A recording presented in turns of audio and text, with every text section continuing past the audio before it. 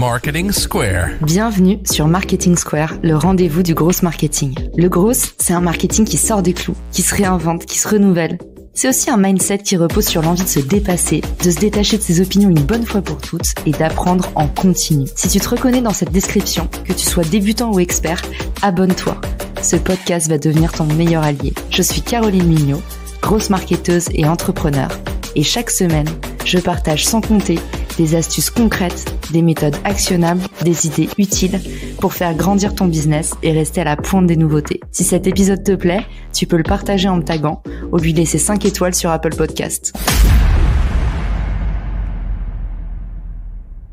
Bonjour à tous et bienvenue dans cet épisode de Marketing Square, un épisode spécial, un épisode anniversaire, non seulement parce qu'il va marquer la transition vers une nouvelle année, 2022, année du mieux, mais aussi parce que c'est l'épisode anniversaire des 20 ans d'expérience de mon invité qui m'a bluffé par la qualité de sa production de contenu, Sachine. J'ai le grand bonheur de te recevoir pour la deuxième fois dans Marketing Square parce qu'en plus, sachez-le, ceux qui vous nous écoutez, c'est un épisode qu'on retourne, donc on est deux fois plus à fond. Salut Sachine.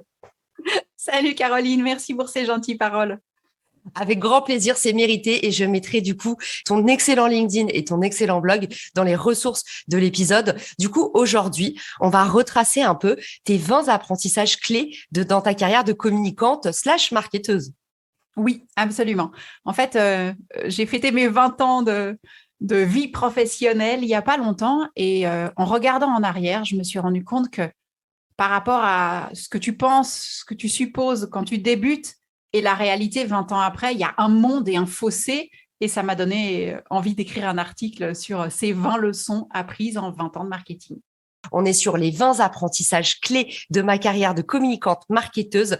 Leçon numéro 1, Sachine. La première chose, c'est nos études ne nous apprennent pas tout ce qu'on doit savoir. Quand on fait des études, que ce soit 3 ans, 5 ans, master, quelle que soit l'étude, on apprend plein de théories, on est plein de croyances. Et en fait, c'est l'expérience, j'ai même envie de dire, c'est les écueils. C'est à chaque fois qu'on échoue et qu'on se trompe qu'on arrive à affiner, à être meilleur. Et aujourd'hui, c'est pas... moi, j'ai fait sociologue et ensuite j'ai fait HEC. C'est pas ça qui m'a appris à être bonne. Moi, c'est de m'être plantée. De se planter et puis aussi l'expérience du terrain. C'est un peu l'épreuve de l'humilité. C'est vrai, attention, il y a beaucoup d'étudiants qui nous écoutent. On vous le dira jamais assez. Ne sortez pas de votre école martel en tête en pensant tout savoir. Il faut vous confronter au terrain et c'est ça qui va vous rendre encore meilleur, encore plus pugnace et qui va développer vraiment votre relationnel. Donc, n'arrivez pas avec des idées préconçues. Ça, c'est une excellente première règle pour commencer l'épisode. On est dans un podcast grosse marketing. Donc, moi, j'adore la leçon numéro 2, forcément. Bah oui, on n'a jamais fini d'apprendre. En fait, on vient de le dire, on sort de nos études, on pense qu'on a tout compris et on est assez arrogant et tout d'un coup, on se prend quelques claques et on se rend compte que, en fait, on peut faire mieux, on peut apprendre davantage. Et bah, ce que j'ai envie de dire, évidemment, c'est formons-nous toujours plus. Surtout dans nos métiers du marketing et aujourd'hui du digital, où les algorithmes changent plus vite que leur ombre et nous, on est obligés de suivre et pour ça, de se former. Je dirais se former / tester, expérimenter et c'est la combinaison des deux qui font qu'on continue à être bon. Moi qui ai fait mes études il y a 20 ans, on est d'accord, ce que j'ai appris aujourd'hui se fait d'une manière complètement différente et c'est la formation continue et le fait d'être toujours curieux et à l'écoute qui fait que tu restes, en tout cas, au niveau. C'est clair. La curiosité, j'allais dire encore une fois, ça revient à cette notion d'humilité qui est indispensable pour être un bon marketeur. C'est savoir se remettre en question en permanence, continuer à faire des tests. Et puis, si vous voulez aussi combattre le fameux syndrome de l'imposteur qu'on peut avoir aussi, qu'on soit débutant ou expert, il y a une seule façon, encore une fois, de le combattre, c'est d'avoir des résultats concrets. Donc, autorisez-vous ces résultats, allez sur le terrain, mettez les mains dans le cambouis. Et du coup, Sachine, je te laisse enchaîner avec le tips numéro 3, il y a un peu un lien avec le syndrome de l'imposteur. En fait, j'ai dit qu'il y avait autant de marketing ou de façons de faire le marketing que de marketeurs. Et je pense que c'est une discipline qui n'est pas du tout scientifique ou figée. C'est une discipline qu'on qu'on peut mettre à sa sauce, qu'on peut ajuster à sa personnalité, à ses expériences, à sa manière de voir les choses. Et il n'y a pas une manière de faire, une seule juste, il y a des manières d'interpréter. Et c'est ce que je trouve hyper intéressant, c'est que notre dimension personnelle, personnalité a son rôle à jouer et qu'on peut être un excellent marketeur en faisant la méthodologie A, et puis quelqu'un d'autre de l'autre côté du continent ou du globe fait la même chose en méthodologie B, puis ça pourrait marcher aussi. Donc, il ne faut pas avoir peur de mettre sa propre intention dans ce qu'on fait. J'adore. Et puis surtout, il faut pas se mettre des limites. On dit souvent que notre plus grande limite, c'est nous, notre pire ennemi, c'est nous-mêmes. Et j'entends beaucoup de jeunes entrepreneurs. Quand je dis jeunes entrepreneurs, c'est des gens qui débutent dans l'entrepreneuriat. Moi, je suis une jeune entrepreneur de 30 ans. Il y a des jeunes entrepreneurs de 60 ans. On a toujours cette croyance limitante de se dire, mais ça a déjà été fait. Mais personne n'est vous-même mieux que vous. Donc, en fait, il y a de la place pour tout le monde. Ne vous trouvez pas d'excuses si vous avez envie de faire un projet. Moi, regardez Marketing Square. Il y avait tellement de podcasts marketing et moi, on m'a rayonné. On m'a dit, ah oui, toi, d'accord, tu vas faire un podcast comme cette année, tout le monde a un podcast, il y a plus de podcasts que d'habitants en France. Eh ben, il faut pas se mettre de limites, ça veut rien dire. Mettez-y toute votre énergie et ça marchera. En fait, parce que personne va le faire comme toi. C'est ta touche perso et ça change tout. Non, mais pour le coup, c'est hyper important. Moi, je trouve que c'est 3 bons conseils vraiment qui s'appliquent pile poil à ceux qui écoutent le podcast, les entrepreneurs, les marketeurs, ceux qui se prennent des claques, ceux qui sont en train de galérer à faire des lancements, ceux qui sont sur le terrain. Et ben, cette énergie-là, il va falloir la redoubler pour la nouvelle année. Ne baissez pas les bras. On passe au type numéro 4. J'en ai un petit peu parlé aussi tout à l'heure. Toi, tu disais que l'intuition n'existe pas. Moi, j'ai une manière un tout petit peu plus nuancée. Moi, je pense que l'intuition, en fait, elle pèse autant que les chiffres et l'analyse. Qu'est-ce que je veux dire par là ? En fait, on a souvent, quand on a vraiment fait son travail en amont, donc un travail de marketing, ça veut dire que tu analyses ton marché, tes concurrents, ta cible. Et si tu comprends bien ce consommateur, tu as déjà des intuitions qui viennent, tu ressens là où sont ses pain points, là où sont ses problématiques, sur quoi tu pourrais l'aider. Et après, tu vas aller creuser grâce à de l'étude, de la recherche, de l'analyse, et tu vas valider. Et ça, c'est hyper important, évidemment, que ce que tu penses, il faut que tu ailles après l'asseoir avec de la donnée. Mais souvent, ta petite voix intérieure, elle a déjà ressenti de quoi le marché ou ta marque ou ton produit avait besoin. Et moi, j'ai trop souvent été confrontée à des chefs qui me disaient si c'est pas basé sur de la donnée, ça vaut rien. Et moi, j'y croyais fermement et j'ai appris à aller chercher la donnée, l'analyse, la statistique pour venir appuyer. Et en fait, on était dans le juste. Et c'était cette écoute de l'autre et du consommateur qui m'avait donné la voie à suivre. Et mon message pour ceux qui démarrent, c'est faut pas fermer la porte à ce qu'on ressent ou ce qu'on croit, mais il faut aller le documenter ensuite. Mais souvent, on est dans le juste en ayant ressenti, en fait. Mais j'adore ce que tu dis parce que c'est vraiment la bonne intuition pour moi. Alors, quand je dis l'intuition n'existe pas en marketing, ce que je veux dire, c'est un petit peu l'idée préconçue. Le persona cible, c'est pas vous-même, donc il faut pas que vous vous répétiez un schéma un peu type. Par contre, l'intuition dont tu parles, qui veut dire j'ai de l'expérience et maintenant j'ai compris mon marché et en plus je l'assois avec de l'empathie parce que j'ai aussi perçu mon consommateur parce que j'ai échangé avec lui. Et ben ça pour moi c'est la bonne intuition. Donc c'est parfait. J'adore que tu aies rebouclé sur ce sujet. Trop bien. On parle de data. Tips numéro 5. Excel est notre meilleur ami. Et ben ça, c'est. Je sais qu'il y a des gens qui font la grimace en entendant ça, en disant non, non, non. Et ben en fait, croiser la donnée, avoir un beau tableau avec lequel on va commencer à jouer, à trier, à réorganiser, etc. Ça donne tellement d'informations. Je ne sais pas si par exemple on parle de digital, on parle de Google Analytics. On va voir un trafic qui grimpe, ok, mais il faut aller plus loin. Combien de pages visitées, le taux de rebond, combien de minutes sur chaque page, quelles sont les meilleures, etc. Puis tout d'un coup, on se rend compte, mais voilà ce qui intéresse les internautes qui visitent mon site web. Et je pourrais le dire dans tous les différents domaines. Si on analyse, je ne sais pas, des ventes, ok, mais quelles sont les personnes qui achètent, combien de fois par année, le panier moyen. Et ça, c'est un tableau Excel tout simple va nous permettre d'aller tellement loin dans la compréhension. Et moi, j'enseigne beaucoup à des étudiants. Et quand je dis, alors maintenant, on va essayer de travailler nos analyses sur Excel, il y a des grimaces, non, non, non, madame. Bah si, en fait, on doit faire d'Excel un meilleur ami, être à l'aise et se dire, c'est juste un petit outil bien sympa, mais qui permet de filtrer, trier et qui donne de la donnée riche. Donc oui, apprenons à apprécier Excel et les tableaux sur PowerPoint ou sur Word, c'est pas OK. C'est marrant que tu dises ça parce que moi, je fais partie des gens qui disent encore non, non, non. Il y a pas longtemps, mon alternante Margot, je l'ai forcée à utiliser Excel parce que j'ai dit Margot, là, on n'a pas le choix, il faut y aller. Et ça me faisait rire parce que un de mes premiers cadeaux qu'on m'a offert en stage, à l'époque, je faisais un stage chez Buzzman, j'étais community manager. À la fin de mon stage, on m'a offert un cadeau pour rigoler, maîtriser Excel. Parce qu'à l'époque, on faisait les KPIs à la main sur Excel. On comptait les likes. Attends, réflexion de boomer. Mais à l'époque, on devait compter à la main sur les fanpages Facebook, on comptait à la main les likes, les commentaires, les trucs. Il n'y avait pas encore les compteurs, pour te dire, ça paraît fou. Et du coup, je devais générer des reports sur Excel, sur l'engagement. C'était infernal. Je ne comprends pas pourquoi aujourd'hui on utilise encore Excel, parce que je vais te dire, je trouve qu'il y a des tableurs qui sont beaucoup plus simples. Là, nous, en tout cas, les marketeurs, moi maintenant, j'utilise beaucoup d'outils qui sont un peu des versions Excel, mais qui sont, tu sais, c'est des fichiers que tu peux enrichir automatiquement. Ça te génère tes graphes. J'espère, je fais un vœu, mais je suis d'accord avec toi, on a besoin de tableurs. Mais je fais un vœu que Excel nous aide aussi, parce que tu es d'accord que c'est laborieux à utiliser versus tout ce qu'on a à côté comme outil maintenant incroyablement intuitif. Ce qui, moi, m'aide beaucoup, c'est qu'avec Excel, après, peut-être que ça nécessite une petite maîtrise, mais c'est que tu peux réconcilier la donnée. Tu as tous tes différents tableurs dans différents endroits, et après, tu peux tout réconcilier dans ton tableau à toi que tu as mis selon tes besoins, qui te génère aussi tes graphiques. Après, si je peux être 2000% transparente, moi, j'ai un ami qui est super fort en Excel, puis quand j'ai un petit besoin, il m'aide dans les formules. Donc, c'est pour ça que un petit peu de maîtrise, et il y a un moment où je pense que c'est un outil génial quand on sait bien l'utiliser. Puis moi, je dois en utiliser 1% et demi, mais que je trouve déjà ultra fort.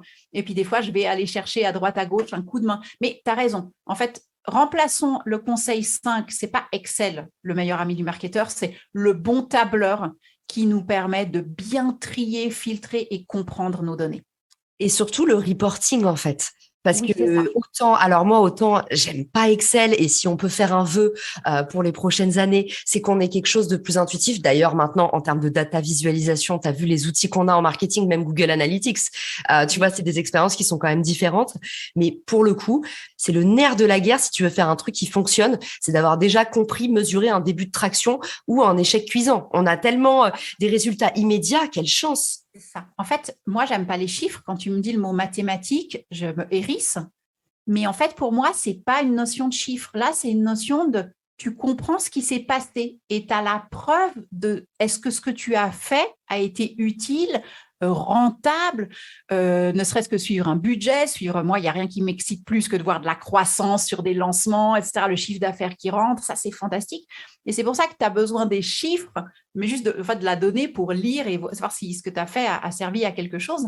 Mais c'est vrai que si tu me dis, Sachine, est-ce que tu aimes les chiffres? Non, moi j'aime plutôt les lettres parce que j'aime écrire, mais en fait j'aime ce que le chiffre nous montre.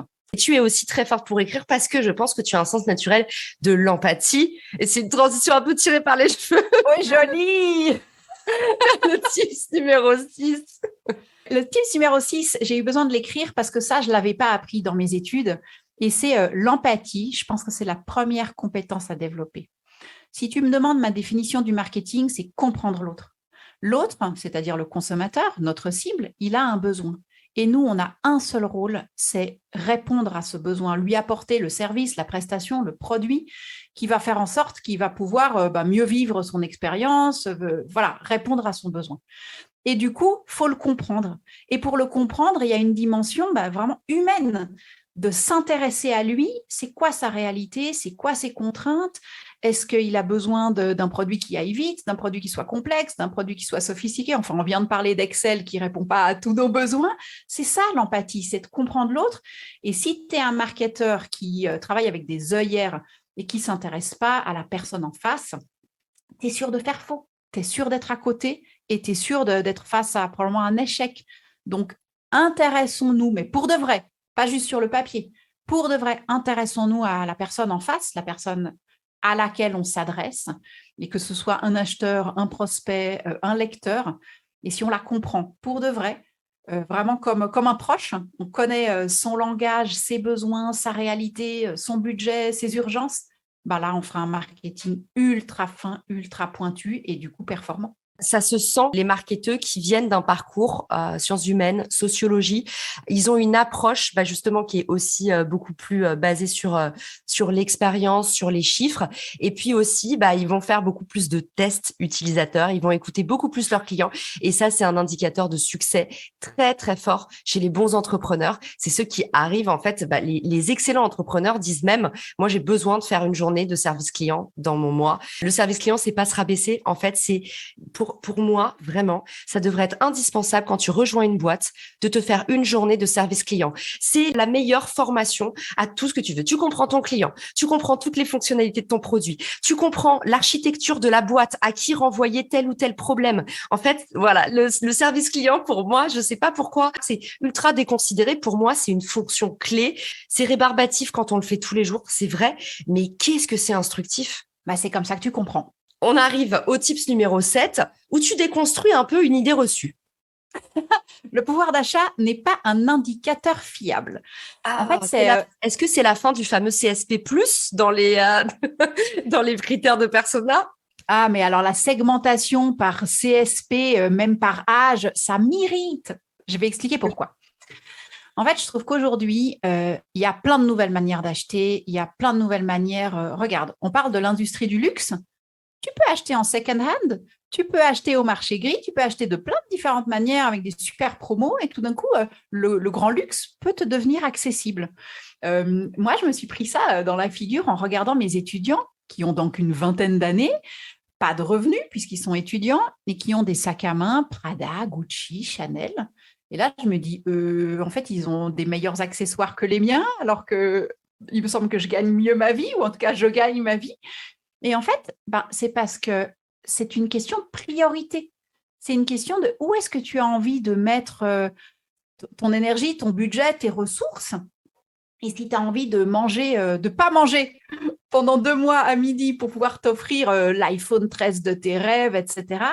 Et c'est là où j'ai envie de dire, le pouvoir d'achat, oui, c'est un élément qui va peut-être faciliter, mais à côté de ça, il y a plein d'autres manières.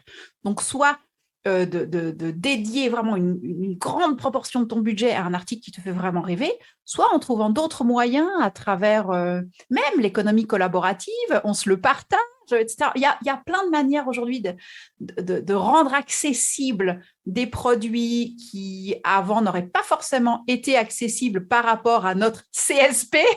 Et du coup, j'ai envie de dire non, mais allons une étape plus loin. Et aujourd'hui, moi, en termes de ciblage et segmentation, je ne segmente plus ni par âge, ni par catégorie socio-professionnelle, ni par niveau d'études, ni par revenu.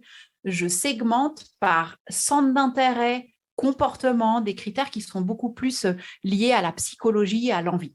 Et pour moi, ça fonctionne mieux ainsi. Moi, j'adore la matrice Belief, Desire, Feeling, donc les croyances, les désirs et les sentiments, comment se sentent les gens. Donc là, on est plus à un instant T. J'aime beaucoup cette segmentation pour les personas. Voilà, c'est la matrice BDF pour ceux qui s'y intéressent. On passe à la leçon suivante qui est très mystérieuse. Raconte-nous, qu'est-ce que tu as voulu entendre par votre produit n'est pas un objet? Mais en fait, quand je parle de produit, les gens, ils pensent tout de suite au téléphone que tu as dans la main, à la console, à la voiture, etc. Mais aujourd'hui, on est dans une véritable ère du service. Et donc, quand on parle de produits, je pense notamment au P, etc., quand on parle de produits, ça peut aussi être quelque chose qui est virtuel, qui est juste un concept, qui est une ébauche. Regarde, aujourd'hui, on parle d'entrepreneuriat, on parle de start-up. Tout d'un coup, on a besoin de lever des fonds. Le produit n'existe pas encore. C'est une ébauche dans un esprit. Il n'y a peut-être même pas de prototype, mais il est déjà le temps de le marketer parce qu'on doit chercher des fonds, on doit aller à la rencontre des investisseurs, etc. Donc, un produit, dans le sens du produit qu'on va marketer, qu'on va emballer, qu'on va pouvoir expliquer, etc., ça peut, et maintenant c'est d'ailleurs de plus en plus, c'est quelque chose qui est intangible et ça fonctionne pareil. Le marketing de service, le marketing d'une personne, on en parle tout le temps maintenant du marketing de soi, du personal branding, c'est la même chose, ça s'applique comme pour un produit physique. Et moi, en tout cas, à l'école, quand on fait des exercices et que je dis choisissez-moi un produit, j'ai que des produits physiques et je leur dis allez, maintenant on sort de là et cherchons plus loin. Hyper clair. Et du coup, en parlant d'école, on est sur la préoccupation numéro 1 des étudiants dans l'astuce numéro 9, notre salaire n'est pas notre meilleure rémunération. Mais comment ça? Mais écoute, qu'est-ce que j'entends? Finalement, mais oui, mais alors bien sûr, on en a besoin. Il y a une base, on a tous besoin de manger et de payer un loyer, bien sûr. Mais quand tu te rends compte qu'en fait, tu as aidé un entrepreneur à accomplir son rêve parce que tu lui as apporté un marketing qui lui a permis d'exister, de croître. Lorsque tu vois qu'une entreprise est au bord de la faillite, elle ne sait pas comment payer les salaires et tout d'un coup, tu vas appliquer les bonnes méthodologies, les bons outils marketing et elle renoue avec la croissance, elle sauve sa boîte de la faillite et que cette personne, elle te serre dans ses bras. Enfin, maintenant, on n'a plus trop le droit avec le Covid, mais elle te regarde avec vraiment les yeux mouillés, un sourire et elle te dit « mais merci ». Bon, bah ça, c'est de la rémunération aussi. Et c'est celle qui probablement va à la fin de l'année, quand tu regardes tes accomplissements, tes joies de 2021 et tu te dis, qu'est-ce qui m'a marqué? C'est pas forcément les factures que tu as envoyées et qu'on t'a versées, même si je veux pas dire que c'est pas utile. Bien sûr, c'est nécessaire. Mais ce qui va vraiment te faire vibrer, c'est d'avoir aidé l'entreprise ou l'indépendant ou l'entrepreneur à grandir et que des fois, on gagne un petit peu moins que prévu et on a tellement plus de rétribution en termes de plaisir ou en termes de ce qu'on a appris ou en termes de ce que ça nous a nourri.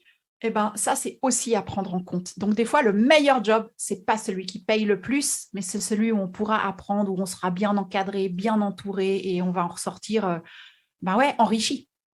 La fameuse social currency qui permet aussi de construire une réputation. En fait, c'est un résultat qui est pas tout de suite visible, mais c'est une courbe exponentielle. C'est-à-dire que là où vous vous dites, mais quel est l'intérêt si je suis freelance à investir autant de temps à communiquer sur LinkedIn, à créer mon personal branding? En fait, ça, c'est des choses qui typiquement vont vous permettre de doubler votre TJM sur une année seulement. Alors, soit vous vous épuisez à aller chercher les clients un à un, soit vous êtes en train de bâtir une réputation en faisant, par exemple, du contenu gratuit qui va s'adresser au plus grand nombre. Alors là, on se dit, mais comment tu fais pour gagner ta vie? On va pouvoir te dire, mais attends, tu devrais pas t'occuper plutôt d'aller chercher des clients. En fait, c'est une façon d'aller chercher des clients. C'est une rémunération que vous recevez pas tout de suite, mais vous l'avez en termes de preuve sociale, en termes d'autorité dans votre domaine, en termes de visibilité sur ce que vous allez gagner. N'oubliez pas que toutes les personnes qui voient, qui consomment votre contenu, même si c'est pas des clients, c'est des prescripteurs. Toutes les personnes qui vous aiment comptent et vous inquiétez pas, ça va vous rapporter du business parce que la nature est bien faite et je crois que Sachine, tu ne donneras pas tort là-dessus. Quand on travaille, quand on obtient des résultats, quelle que soit la discipline, l'effet cumulé fait que à un moment, tôt ou tard, vous allez avoir des bénéfices. Et en général, la théorie du marshmallow, je vous mettrai le lien dans les ressources de l'épisode. En général, plus on attend, plus on investit sur quelque chose qui met du temps à avoir des résultats, plus c'est quelque chose qui va être porteur et rémunérateur. Donc voilà, je vous donne un exemple tout bête, mais que tout le monde peut se figurer, c'est LinkedIn. Moi, quand j'ai lancé ma boîte, on m'a dit, mais Caro, fais ton produit au lieu de faire tes posts sur LinkedIn, t'es pas community manager. Aujourd'hui, c'est les mêmes personnes qui viennent me voir en me disant, ah bon, t'as fait rentrer 1500 utilisateurs en un mois, comment t'as fait? L'effet cumulé, la social currency, et puis aussi, être quelqu'un de gentil. J'écoutais hier un épisode de Arthur Aubeuf que j'adore, qui disait en fait dans la vie aussi quand on donne, quand on n'est pas ingrat avec les gens, quand on fait pas attention à ce qu'on a à avoir en retour, qu'on n'est pas dans une logique marchande, et ben en fait le karma aussi nous le rend bien. Donc voilà. Et alors la leçon numéro 10, waouh. Le digital n'a finalement rien changé. Alors, je mets une petite nuance, ça a changé notre manière de faire les choses. Ça a changé, le média n'est plus le même, la manière dont on analyse, on suit. Donc, l'application, la mise en application, évidemment, elle est différente.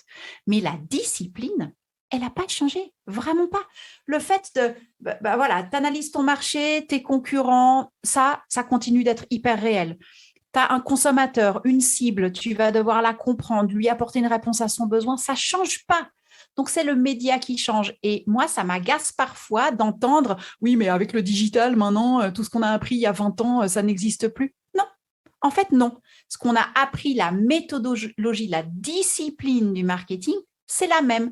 Mais on va, en termes d'opérationnel et de mise en application, on va avoir d'autres outils à portée de main. Et d'ailleurs, Dieu soit loué, parce qu'on les adore, ces nouveaux outils, et on fonctionne avec ça. Et c'est devenu ma spécialité aussi.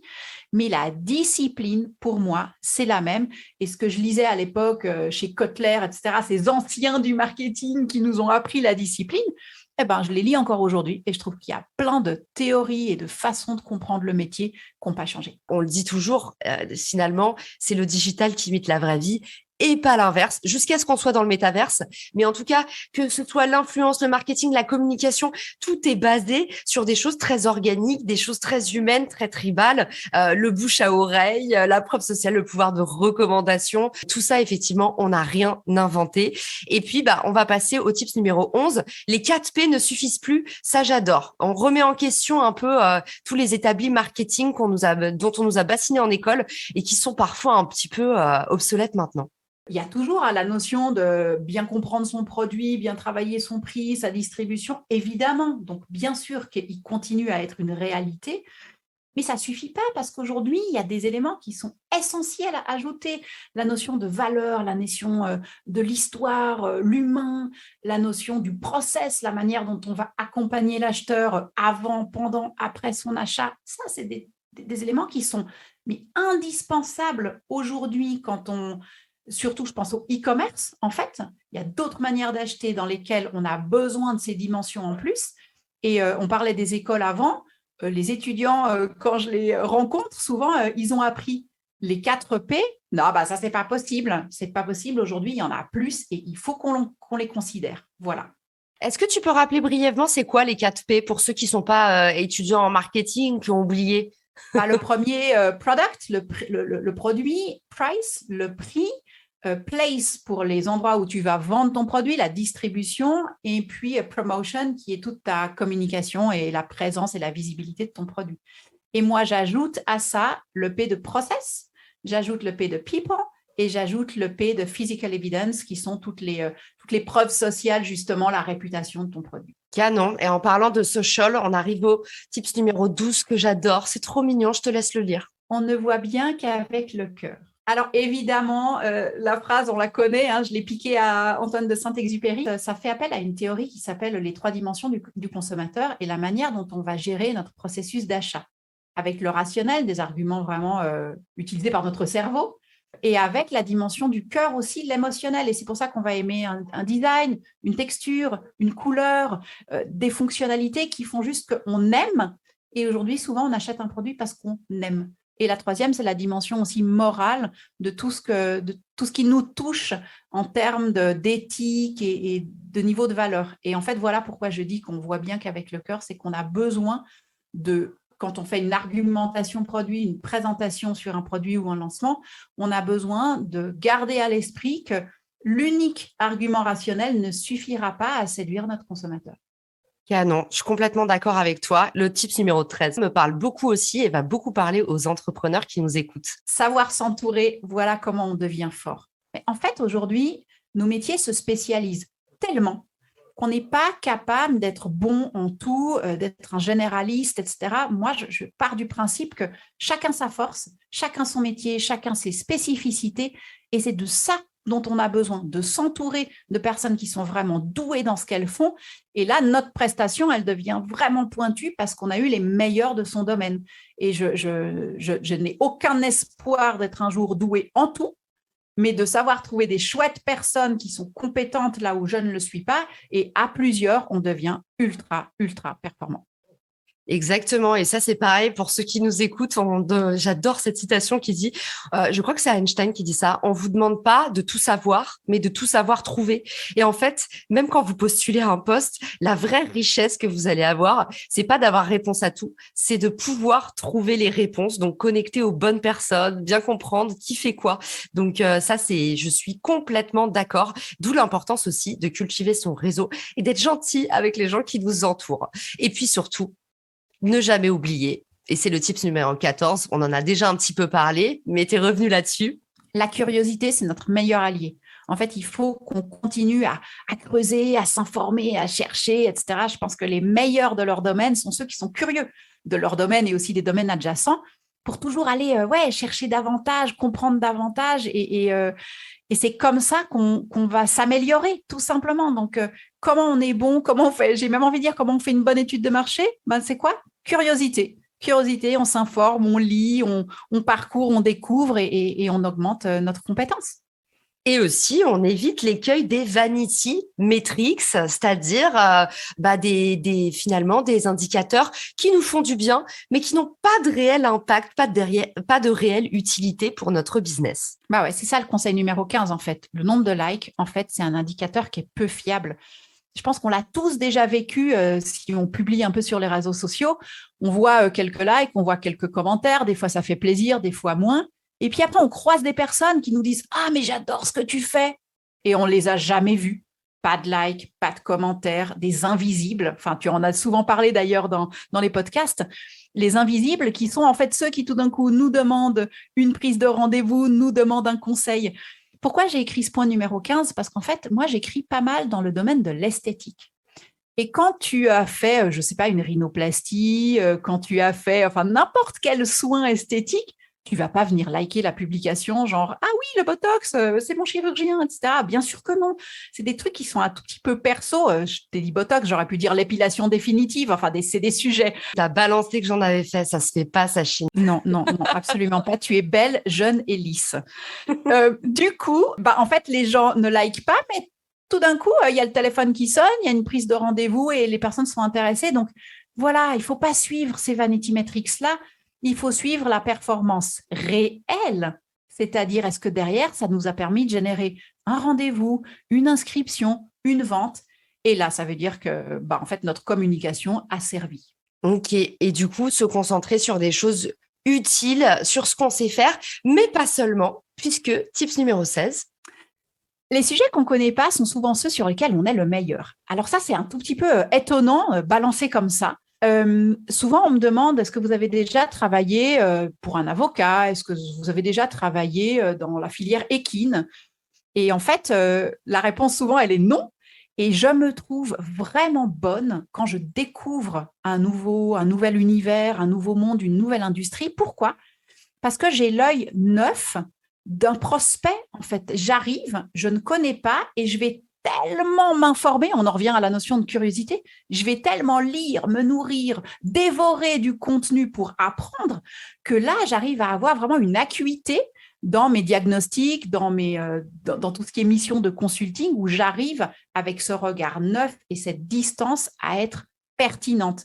Donc, quand on ne connaît pas, mais après, ça ne veut pas dire, après, je ne me la joue pas science infuse, etc. Après, je creuse le sujet, j'apprends sur le sujet et là, j'ai je trouve une bonne pertinence. Et j'imagine que tu as aussi envie de te dépasser parce que tu as envie de faire tes preuves et du coup, tu dois redoubler d'énergie sur ces fameux sujets que tu ne connais pas.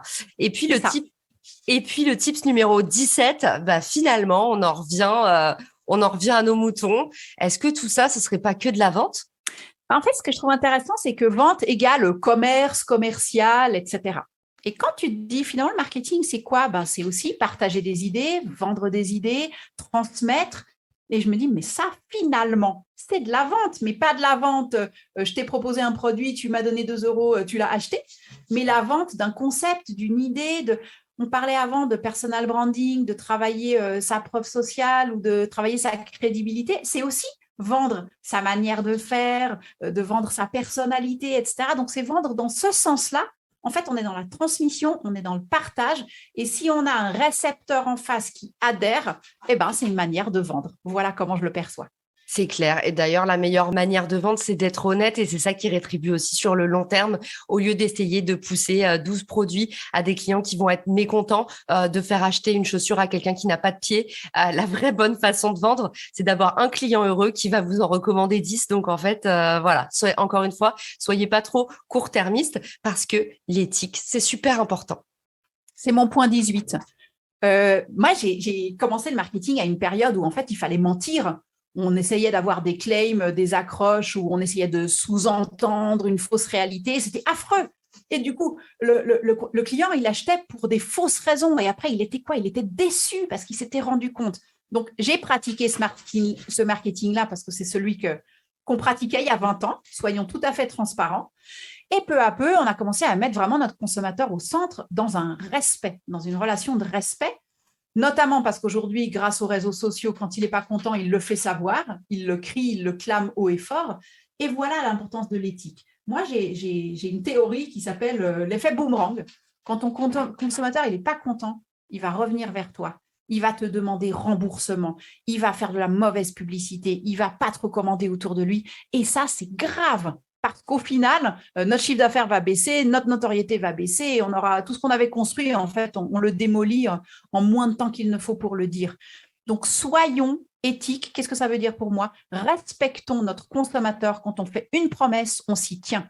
Quand on promet qu'on va livrer en 24 heures, on s'y tient. Si on n'est pas capable de s'y tenir, c'est pas grave, mais on ne fait pas la promesse.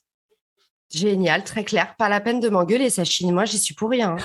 Je m'emballe parce que c'est vraiment important pour moi. Et souvent, on entend que le marketing, c'est vraiment une discipline de gens véreux. Non, on peut le faire avec éthique. C'est vrai. Alors, imagine grosse marketing. Moi, j'ai tout le temps droit à vous, les gros hackers. Enfin, vraiment, il y a une méconnaissance sur ce sujet. Et je suis d'accord. Les commerciaux et les marketeurs sont les gens les moins aimés en général. Alors que finalement, tout est une question d'amour. Bah ouais, c'est le tips numéro 19. En fait, pourquoi j'ai dit ça? Je veux pas avoir l'air fleur bleue, mais le fait d'avoir de la passion pour ce qu'on fait, d'avoir l'amour de son métier, fait qu'on va être tellement bon parce qu'on va y dédier du temps, de l'énergie, de l'attention. Et c'est comme ça, d'après moi, qu'on devient le meilleur. Et moi, j'ai aimé chaque jour de ces 20 ans de marketing.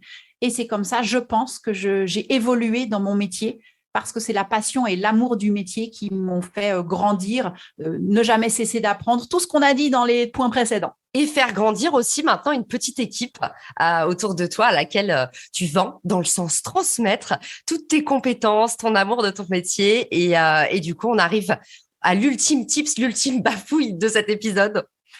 En fait, c'était une manière de partager. En fait, on va dire que je suis une ancienne avec ces 20 ans, puis j'avais vraiment envie de donner l'envie, l'espoir aux personnes qui débutent. Et de se dire, 1, vous n'allez jamais cesser d'apprendre. 2, vous allez vraiment vous éclater. Et 3, soyons ouverts à tout ce qu'on peut découvrir et tout ce que peuvent nous apporter les années d'expérience, les échecs, les écueils, les fois où on se trompe, où parfois c'est dur, mais après on rebondit. Et c'est ça, en fait, le message, c'est aimons ce qu'on fait et on va devenir excellent et on va avoir du plaisir du premier au dernier jour. Et j'espère juste que mes 20 premières années sont que le début des 20 prochaines et qu'elles vont continuer à être aussi riches et passionnantes. Et surtout, jamais oublier qu'en fait, un échec, on met le mot échec, et remplacez-le par un apprentissage. Quand vous avez fait quelque chose qui n'a pas marché, vous avez fait quelque chose, vous avez avancé. Donc, il faut arrêter d'appeler ça un échec. Une opération qui n'a pas marché, c'est un apprentissage. Vous avez compris quelque chose qui ne marchait pas. Donc, vous êtes en fait dans la même direction que celle de la réussite. Vous êtes en train d'avancer sur le chemin sinueux de comprendre son marché, apprendre de son customer. Donc, merci pour cet épisode. J'adore, ultra aspirationnel. J'en fais pas beaucoup sur le podcast, mais là, comme c'est la fin d'année, je voulais qu'on donne un petit coup de boost à tous ceux qui nous écoutent. Et surtout, c'est un épisode, je trouve, plein de bonnes vibes. Donc, j'espère que ça vous donnera la motivation, l'envie de vous lancer ou d'envoyer un petit message à Sachine. Sachine, où est-ce qu'on peut te contacter? LinkedIn, d'ailleurs, c'est là qu'on a commencé à discuter. Donc, j'ai un profil LinkedIn, Sachine Siero. Après, j'ai mon propre site, sachinesiero.com, sur lequel j'écris des études de cas. Et d'ailleurs, cet article se trouve là.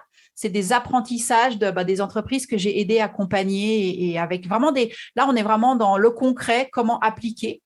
Et puis après, j'ai aussi lancé une nouvelle entreprise là en 2021 qui s'appelle Semanticeo. Et là, on a aussi un blog, mais celui-là, il est dédié à la rédaction web, le SEO. Donc, on est plus dans le digital, mais venez me visiter où vous voulez. J'adore les échanges, donc je serai ravie d'avoir de vos nouvelles et de prendre le temps de se connaître. Merci Sachine, merci à tous ceux qui nous écoutaient et puis surtout, je vous souhaite à tous une excellente nouvelle année. N'hésitez pas à nous envoyer des petits messages, ça nous fait toujours hyper plaisir. Tout ce qu'on dit, c'est pas du blabla, on a besoin de feedback en permanence. Nous les premières avec Sachine, on vous embrasse très fort et à bientôt sur Marketing Square. Ciao. Ciao. Si t'as écouté jusqu'ici, c'est certainement que cet épisode t'a plu. Ce podcast est rendu possible par Richmaker, le Tinder du B2B comme on l'appelle. C'est une plateforme que j'ai lancée et qui permet d'identifier des partenaires compatibles en fonction de ton business. En gros, dis-moi quels sont tes objectifs marketing et je te dirai qui va t'aider à les dépasser au sein de ton écosystème. Pourquoi aller chercher ses clients un par un quand on peut placer sa croissance en pilote automatique? Plus d'excuses, passe à l'action et à très vite sur Marketing Square, le podcast du gros marketing. Marketing Square.